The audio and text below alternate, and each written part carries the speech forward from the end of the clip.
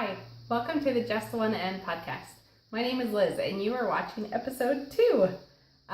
Thank you so much to everyone who watched episode 1. It was really exciting to just see how people, watched it, first of all. From the number of views, I know only like a dozen were probably me, and maybe half a dozen were my mom. So of the rest, that's a lot of people who actually went out and, viewed the content, and I got some likes and some subscriptions, and I'm very excited to start down on this podcasting journey. So thank you to everyone who did that. If you're new, if this is your first time watching, welcome. I do have just one other episode, so it's a great time to catch up if you're a completionist like me and like to start from the beginning. So if you did watch the last one, or if you're enjoying watching this one, please go ahead and hit the like button or the subscribe button, and then you'll know when I put up a new episode. I'll also know that people are actually enjoying it too. One thing I've noticed when I watch podcasts, which I didn't really think about before I started my own, is I'll watch the episodes, but I won't ever hit the like button. I'll subscribe oftentimes. I've got a lot of podcasts I'm subscribed to, but I haven't been hitting like. So I'm definitely going to be doing that more often now that I'm seeing, on the other side how it tracks. So last time I mentioned a couple of podcasts that I was watching, so I'd like to start there. First of all, I can't believe I forgot them, but I have been watching The Grocery Girls.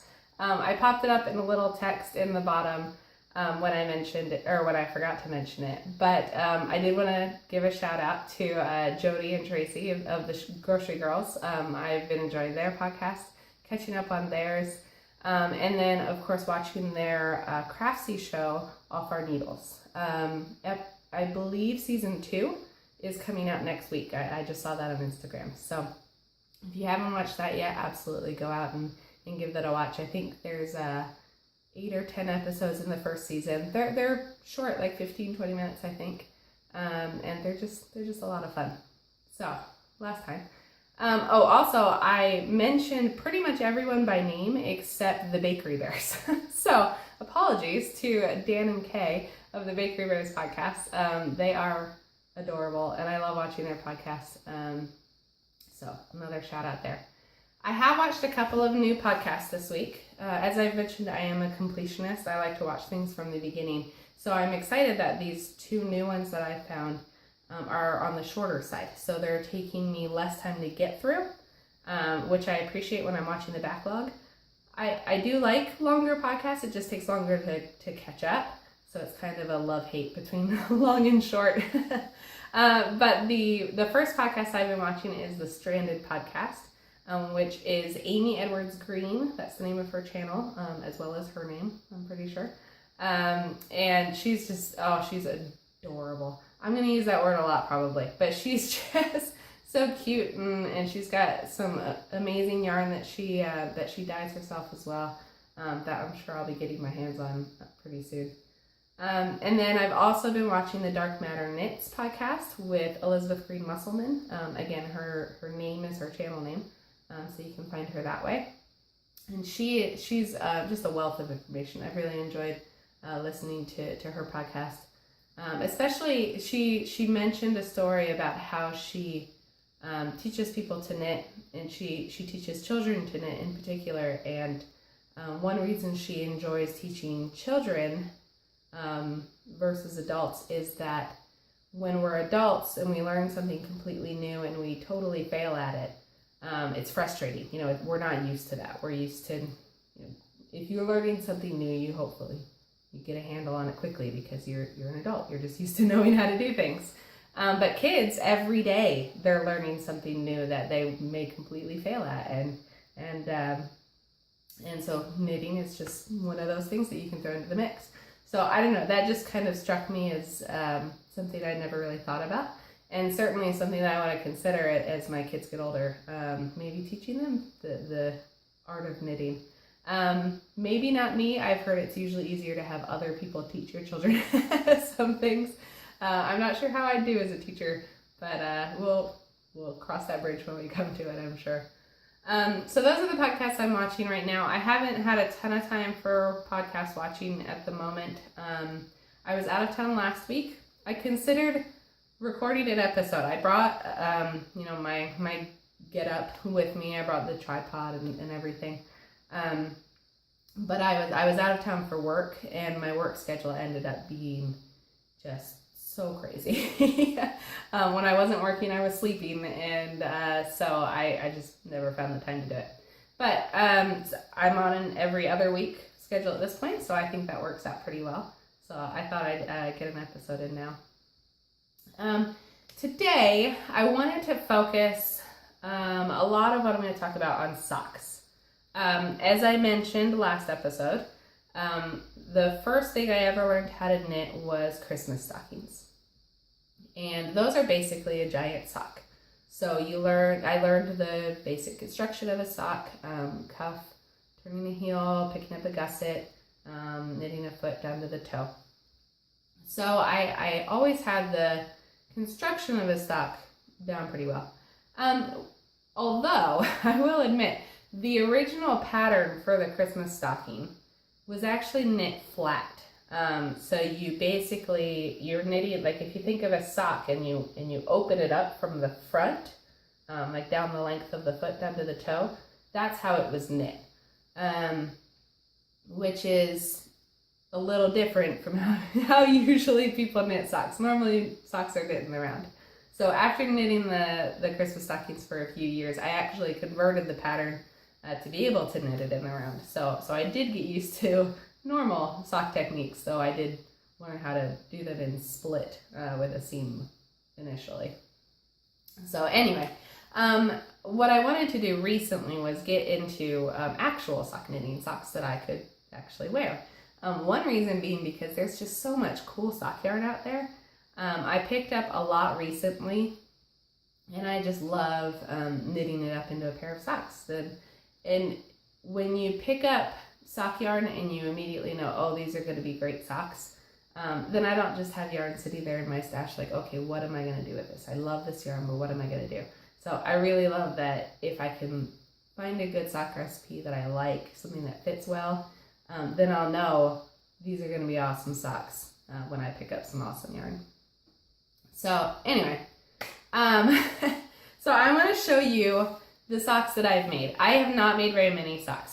This is a recent desire to knit these socks.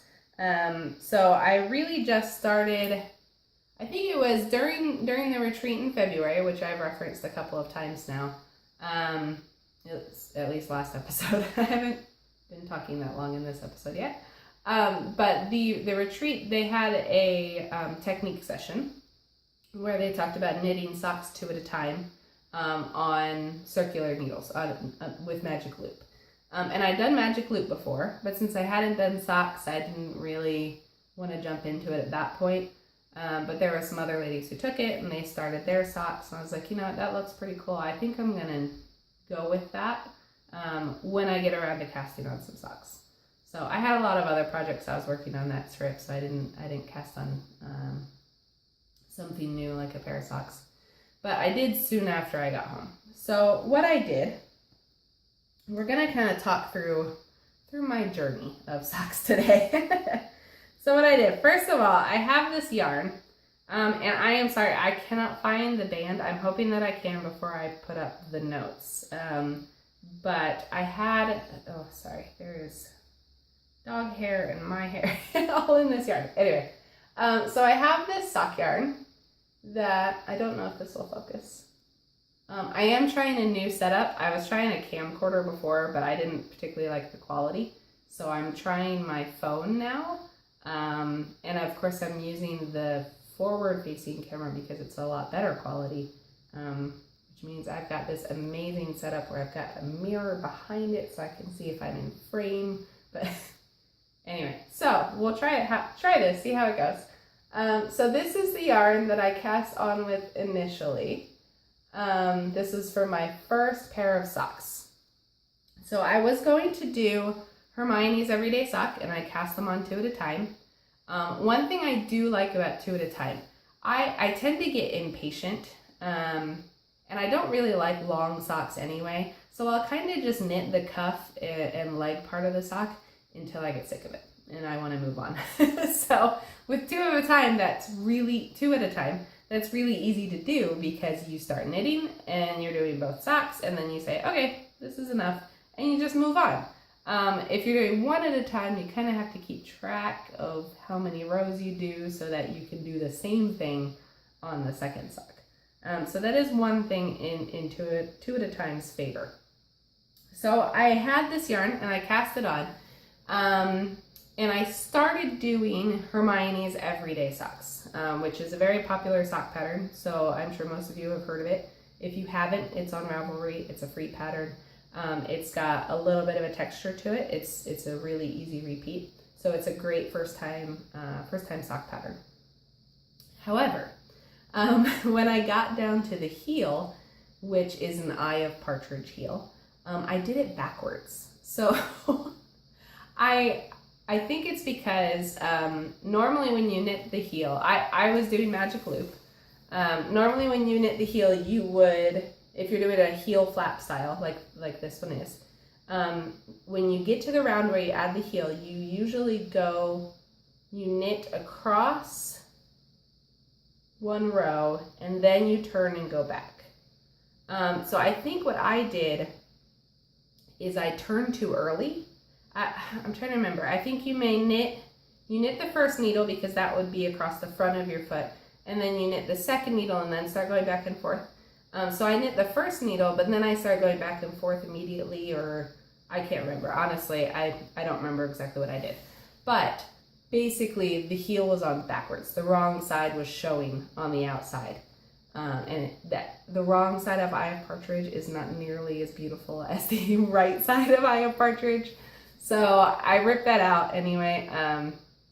I wasn't loving how the leg was turning out since I was doing it pretty short. I didn't think it looked that good anyway. So I decided, you know what, I'm just gonna go for a more simple sock recipe, really, when I cast these back on. So I did frog those. And instead I cast on with a recipe that a friend of mine gave to me via email a long time ago.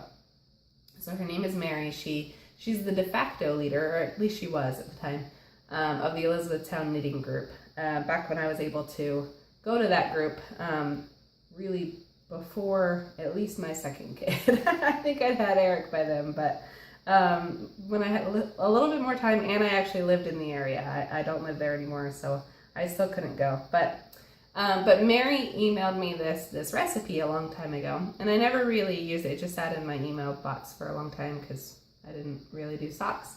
But it's basically it's a vanilla sock recipe. It's basically a tube because you put in an afterthought heel. So I was like, all right, I'm just gonna go simple. I'll do the vanilla tube afterthought heel thing, and go from there. So that's what I did. So I ripped it back and I cast on new ones. And these, hopefully you can see this, are the result. They're not matching. Honestly, I don't care. I don't care if I have matching socks or not. You can see though that they are quite baggy. They barely fit on the sock blocker. They barely fit on my foot. They are baggy and they are also short. This is too short for my foot, it turns out. I did not measure enough between the heel and the toe. So this, I really have to stretch it in order to get on my foot, which means it's constantly sliding down. So these did not turn out to be great socks. Sorry, leaning out of frame to drop my sock blocker.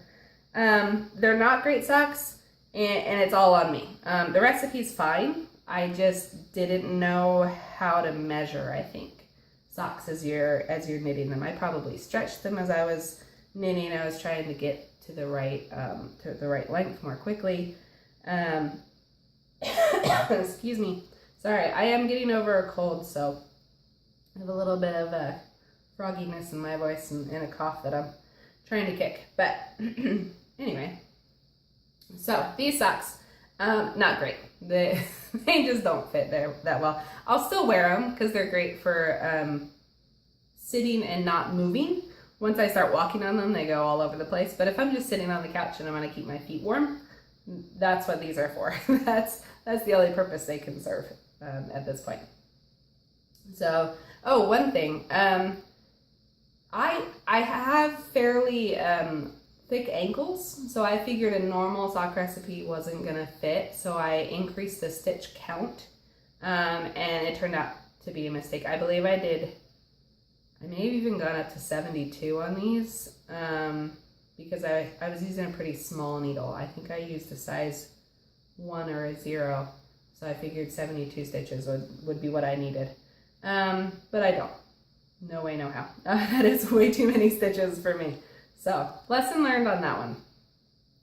The next socks that I knit then, I decided not to do 2 at a time anymore. So, my problem with 2 at a time socks is that it just takes a really long time. I mean, it takes the same amount of time as knitting 2 socks, one right after the other, in theory. But I really like to get to milestones. So I don't remember if I mentioned this last episode, but when I'm knitting, I don't love to just sit there and knit for inches and inches and inches of just the same stockinette. I really don't. I like things that are a little bit more interesting. I like to get to certain points. I think maybe if I was doing striped socks, I could do that because I'd be trying to get to the next color or something like that. But just in general, it just takes too long to get to each milestone for me when I'm knitting socks 2 at a time. So I have moved to 1 at a time socks. I might try 2 at a time again at some point. But for now, I'm doing 1 at a time socks, and I just like how it's getting me to those milestones faster. Like I'll start my cuff, and then I'll be done with my cuff, and I'll do some of the leg, and then I'll be done with the leg, and I'll get down to the heel, and then I'll turn the heel, and then I'll knit the foot, which honestly takes the longest for me because I like shorty socks, and then I get to do the toe. So it's these yay moments as I'm getting to each of those that I like. I get more of those yay moments more often when I'm doing 1 sock at a time. Sorry, I'm going to drop out of frame again because I'm dropping everything. Okay, so this is the next sock that I knit. Now this one I do know the yarn. So this is, oh, let me show you the ball of yarn first, which I've also dropped. Oh my goodness. Okay, so this is what I have left. This is Get Down by Beautiful Mess Yarnworks. I always want to add at the beginning. Beautiful Mess Yarnworks, which is my friend Jamie. I love this color. The mint green and the highlighter yellow pops and the pinks, like it's dark pink and light pink. I love this color. It's so much fun. I think it's actually her bestseller, which I totally get why. I'll probably get more of this for other projects. But that is the yarn that I was using. And I did decide to go ahead and try Hermione's Everyday again. So this is what it actually knits up like. And I do like the look of it. I think that look-wise, here you go. It turned out very nice. Again, it's pretty baggy. I don't remember how many stitches I did on this one. I think I went down, but not very many. I think I went down to 64 at this point. But I may have been on a bigger needle. I think I did these with a size 2. So, so I started out, I did a twisted rib. And then I did the Eye of Partridge heel the right way, which looks so much better than it does backwards. And then there's a gusset and foot, and then I did just a basic rounded toe. So this one, I finished the sock, and I wasn't thrilled with it. It was still baggy. It still didn't fit quite right. So I was like, all right, lesson learned. Let's move on to the next sock, see what I can do with that one. So I cast on my next sock. Excuse me. Sorry for the throat clearing. Okay, so I tried the next sock, and none of my ends are woven in on some of these because I'm lazy. Okay, so this one I actually decided to try toe up. I did find a toe up version of the Hermione's Everyday sock, and I believe I started with that.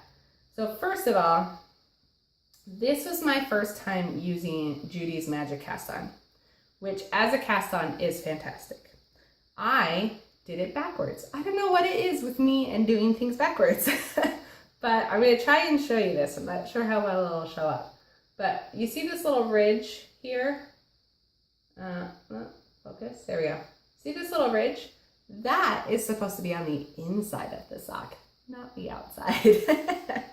So I turned my needles the wrong way after I did my cast on, and I did this on the next 2 socks too, so I hadn't learned my lesson yet. I have now. I've figured out how to do it, but watch those videos carefully if you're gonna do a tutorial with it.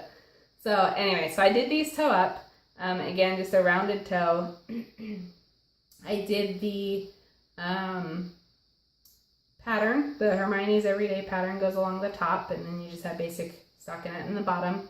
And then I did a Fish Lips Kiss heel, which was my first time doing that heel. I really like this heel. It's a free pattern on Ravelry. Lots of people use this heel. It's a really cool way to do short rows.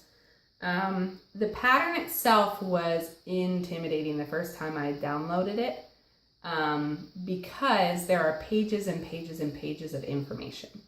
When I finally took the time to actually read through the information, because I didn't have the time when I first downloaded it, I thought it was going to be a quick, look for the pattern, figure out what it is, add it in.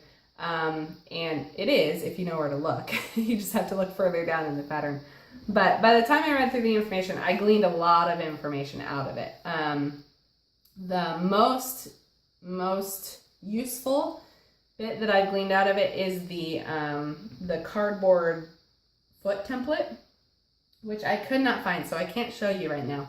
But if you've downloaded the pattern, oh, sorry, it is not a free pattern. It is a $1 pattern. So correction to earlier. It's a $1 pattern, and you get so much information for that $1. And that cardboard foot template is probably the most valuable thing that I found in the pattern. The heel itself, fantastic, but I use that foot template more than I even use the heel, actually, because I can use it for any type of sock that I want to knit. So I don't have it with me. I'll try and find it, but maybe I can insert a picture if I manage to find it. But it's a template, so I've traced it of my foot. It has certain stocking points on it, so I know where to knit depending on the type of sock I'm doing. I can use it for toe up, I can use it for cuff down. It's really useful for making sure that your socks actually fit, which, as we learned from the first 3 socks that I knit, I don't know how to make socks that fit on the fly. So this template has been very useful. So anyway, so in my socks, so I do have the Fish Lips Kiss heel, and then I went up and I did a tiny little cuff of Twisted Red.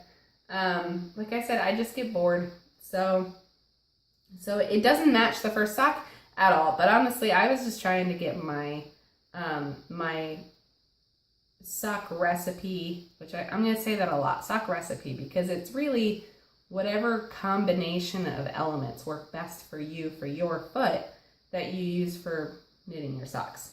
But I'm just trying to perfect that for my foot. So I don't have a matching pair of these, which I think is another reason I need to get more of Jamie's yarn in this color, so I can make a matching pair. But these, they fit okay, but they didn't fit fantastic. I did a little bit of decreasing in the foot because I had cast on too many stitches. It was feeling baggy, so I did some in the foot. It does fit better through the length of my foot. I still don't love it. So on to the next try. The yarn in this case, again, it's something from Beautiful Mess Yarn Works. This is the Violet Beauregarde color when Jamie did a Willy Wonka series.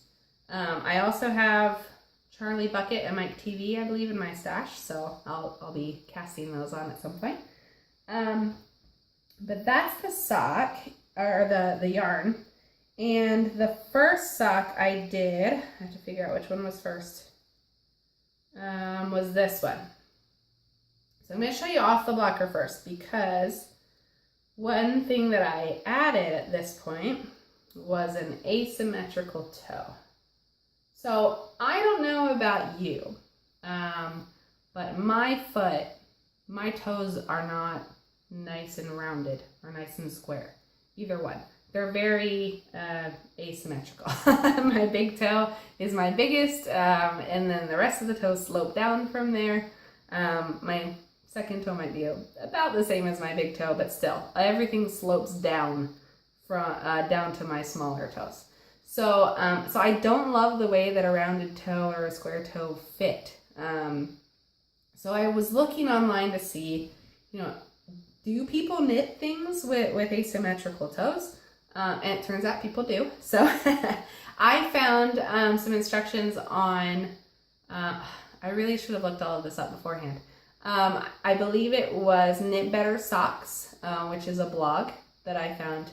And she talks specifically about an asymmetrical toe and the approach that she takes to get one. So I followed that. And again, I did toe up, so I have a backwards Judy's Magic Cast On for the toe. And again, ends not woven in. I did my asymmetrical toe, and then I knit the body of the foot, and then I did another Fish Lips Kiss heel, and a tiny little leg with a tiny little ribbed cuff. So this one was too tight.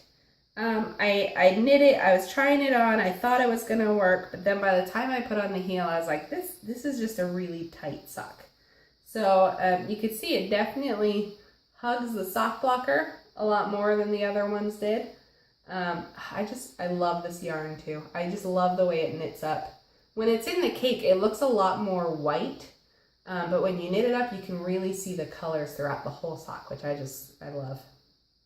So anyway, so this sock, yeah, it was too tight. So I believe I think I went to 62 stitches on this one with a size 1 needle. And with the other one, I was like, all right, it's too tight, but it's close. So I stuck with the 62 stitches, 60, sorry, I did 60 stitches, because I think usually they're divisible by 4 when you do a sock pattern. I stuck with the 60 stitches, and then I went up to a size 2 needle. And I was like, all right, this is it. This one's gonna fit. This is gonna be perfect. Not quite. It's close, but again, I've got to do some tweaking. I'm not exactly sure what, but I've got to do some tweaking still. So again, Judy's Magic Cast On, Judy's Magic Cast On, backwards, and an asymmetrical toe the other way. So this is for my left foot. I did the Fish Lips Kiss heel again, and I did a little bit more of a cuff this time, and I switched to 2x1 ribbing, which I think I like best. I think this is the ribbing that I prefer, though you'll see in my next sock that I actually prefer no ribbing at all. And I'll tell you why. Well, okay, so I'll tell you why now. So ribbing for me never fits the way I think it will. I don't know if it's because I expect ribbing to bounce back more than it does. Like it does here, but as soon as I put it on my foot, it just it's stretched and it's not gonna bounce back. But I don't want the ribbing to be too loose. So I'm nervous about adding more stitches. So I have not ever, and I do mean ever, I mean in anything that I've ever knit, I've never really gotten ribbing to do what I think it's going to do. So, so the next sock I worked on, I did, well, we'll jump to that in a second. Anyway, so this was my third pair of socks. They're as close as I'd gotten at that point. Oops, sorry, kicking the camera. I don't know if that moved or not, but this is as close as I got at that point to making socks that actually fit me. So at that point, the Get Lit and Knit spring sock cal was starting. So I guess this is the beginning of May, where I'd gotten through most of these socks. and I decided that I was going to cast on the Rose City Rollers. So this one I have in my project bag because it's still in progress. This is my very first project bag, which sounds like, oh, I got it so long ago. No, I got project bags starting in February, basically. But this is by, hopefully that'll focus, Freckled Whimsy. And it's this adorable hippo pattern with hippo faces and sides and little hippo butts that my sister actually said would make a really good sugar cookie mold. So I'm looking forward to some hippo butt sugar cookies coming from her at some point. I love this sock bag though, this project bag. It's a sock nanny size. So you can roll down the top to get the zipper out of the way, and it's got all my sock stuff in there. So this sock, I decided, first of all, it was going to be the Rose City Roller pattern, as I mentioned. That one I do believe is a free pattern on Ravelry. And this one has a rolled cuff. So you just do you just do stockinette stitch for a very little while. Oh goodness, hair everywhere. Sorry, between myself and my dog and my kids, there's just a lot of stuff in my house. So I've got a rolled cuff, and then it's got a slip stitch heel here. And then I did an asymmetrical toe again. Now this one I did cuff down, so this was an asymmetrical toe down and then a Kitchener stitch seam. And there's a little bit of a story behind that one, which I'll get into in a second. But the yarn that I used for this one, this is actually my very first time knitting from a sock blank. So this is from Gail's Art. I picked this up at Maryland Sheep and Wool. You can see this is the eggplant parm colorway. And it's got blues and purples and yellow and green. And then this, the on top of color that's just a dark purple and then kind of an olive green here that pops up as speckles in the sock, which I really enjoy. Well, kind of stripes actually, because they're pretty big. So they do make little stripes. So this is the first time I've knit from a sock blank, and I really enjoyed it. It's really cool. I love not having to deal with my yarn rolling away.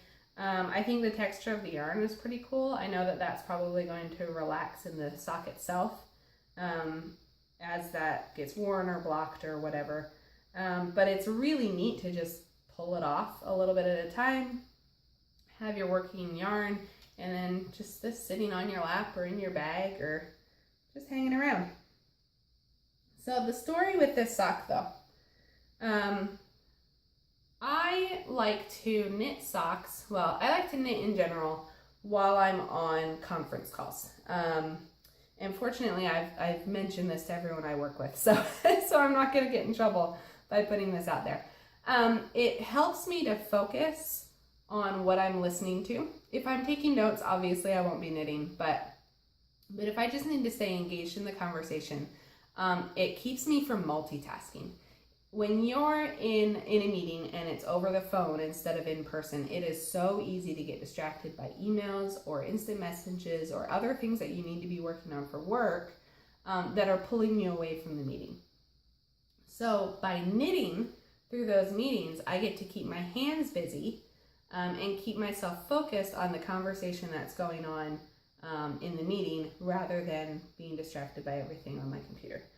It's not perfect. I still get distracted because I'm sitting there at my computer, but it does help immensely. It's also very relaxing.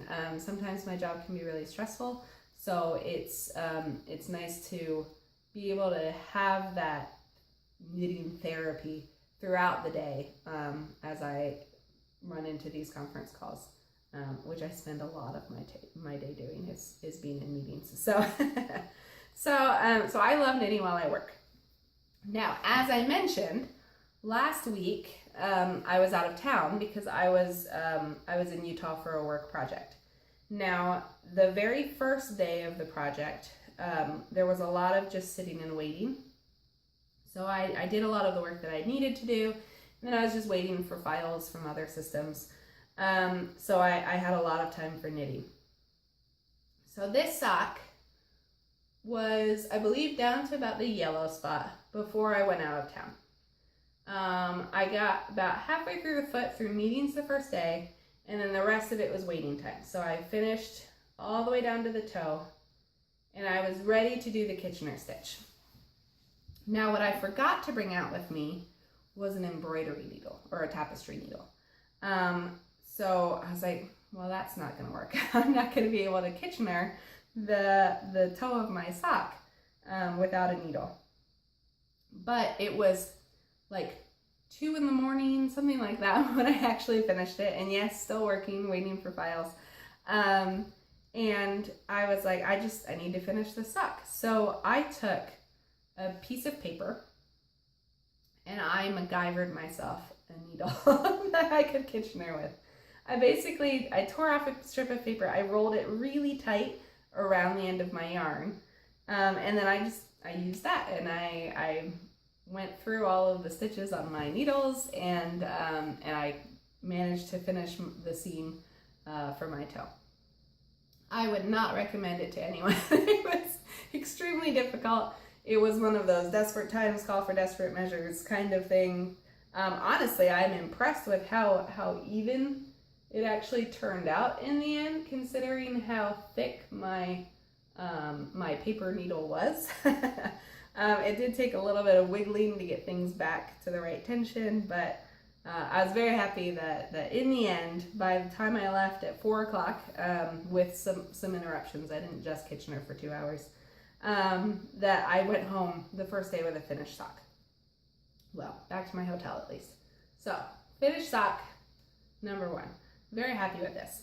One other thing that I did is I switched from Magic Loop to DPNs for this one. I did do the 64 stitch recommended for my size, and I used the size 1 needles. And it turns out that they fit really well. So, so apparently I should just follow the recommended pattern, and turns out they'll fit. So this is, to date, the best fitting sock on my foot. So I'm thrilled about it. I'm hoping that that's going to hold true for other patterns as I work on them. I'm probably going to stick with Rose City Rollers for a while. I love the length of them. Like I said, I like shorty socks.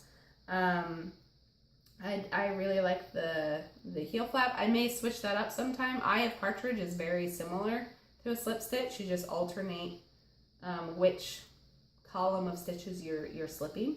So you could throw that in very easily. Really, you could add the pattern too to the top half of your sock. You could add any sock pattern. So you could easily turn this into a hybrid Rose City Roller Hermione's Everyday, just by adding the stitch pattern to the top.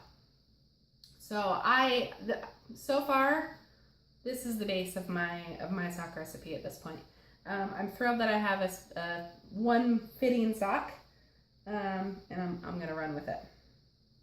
Now this one is sock number 2.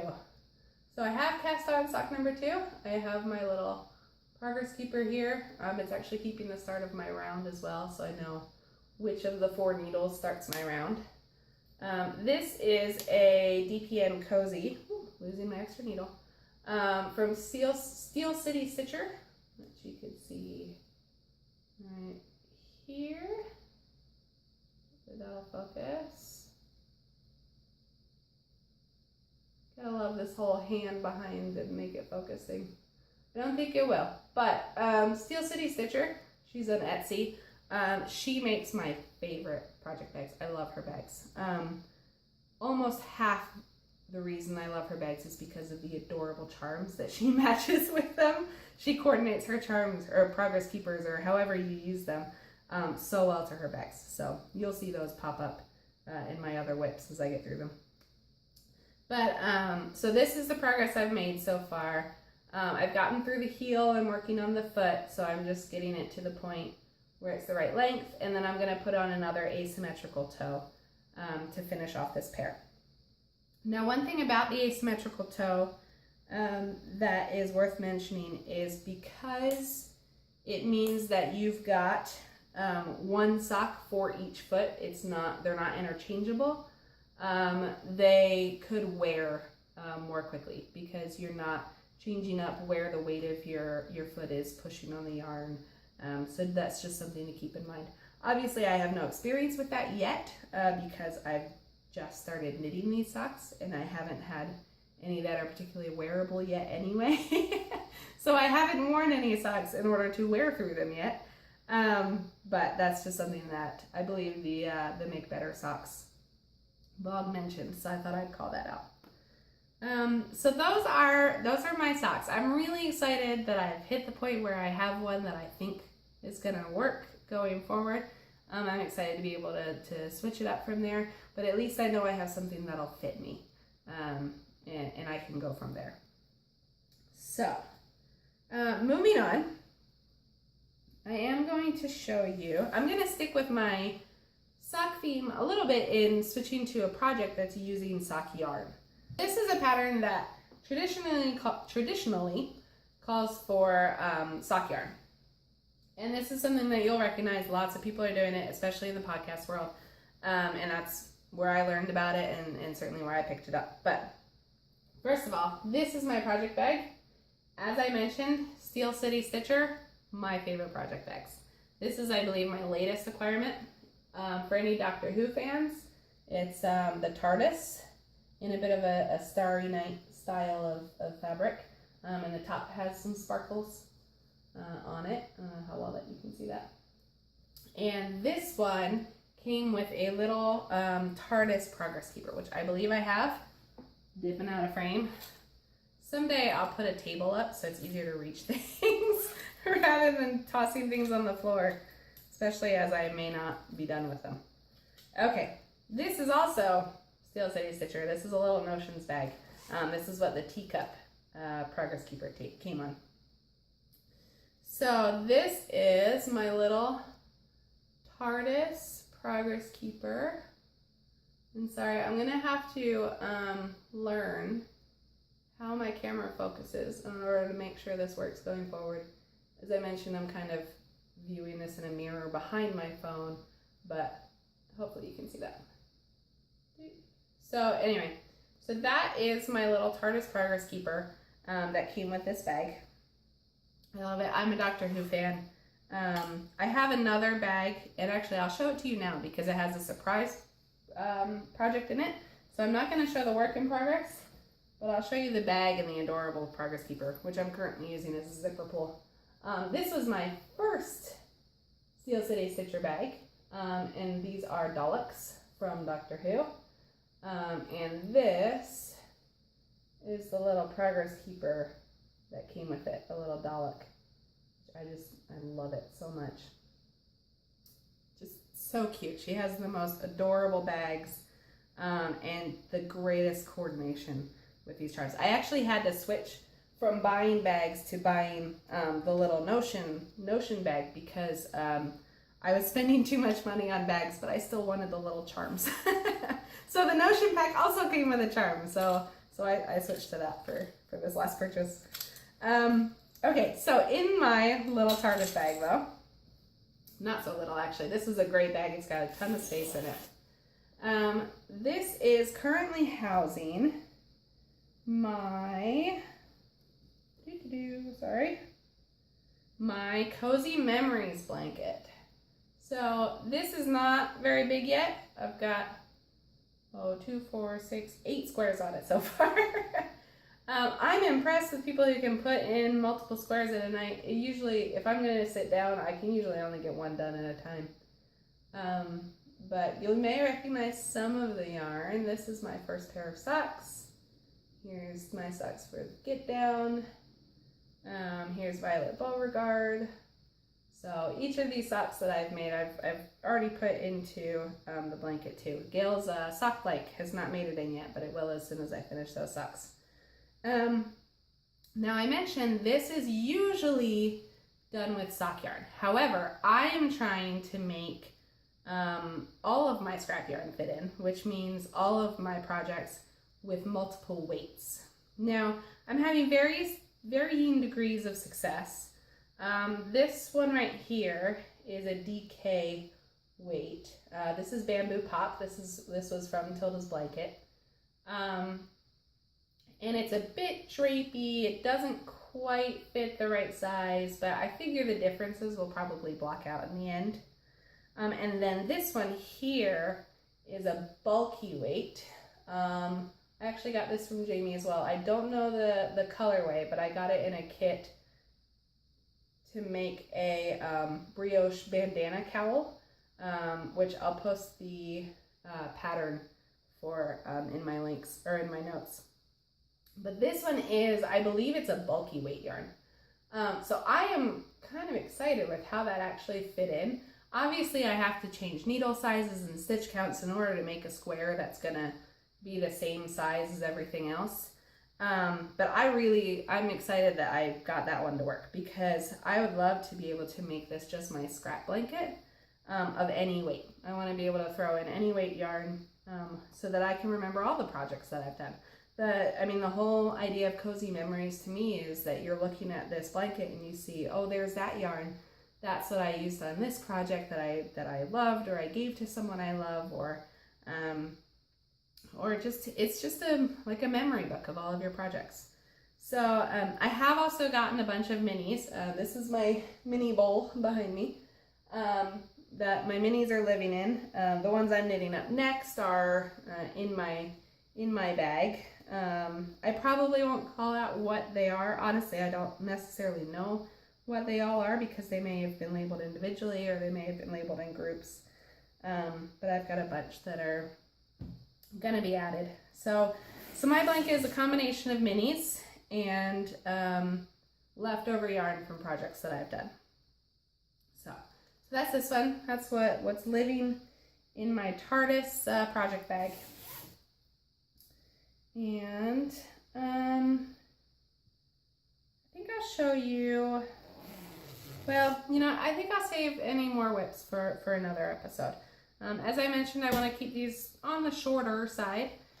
Checking my time, I've already recorded 48 minutes, though I know there's a couple things that I'm cutting out because I had some coughing fits in there. So it'll be a little bit shorter, but I would like to keep it under 45. So I think I'll wrap things up there.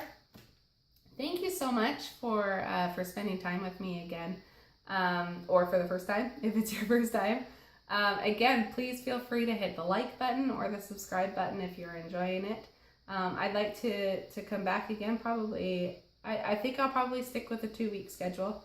I feel like it's more realistic for for me and either my schedule or my ambition to sit down and organize everything that needs to be done to record a podcast. So thank you very much. I hope that you have a great time knitting or whatever you may be doing, and I will see you next time. Bye.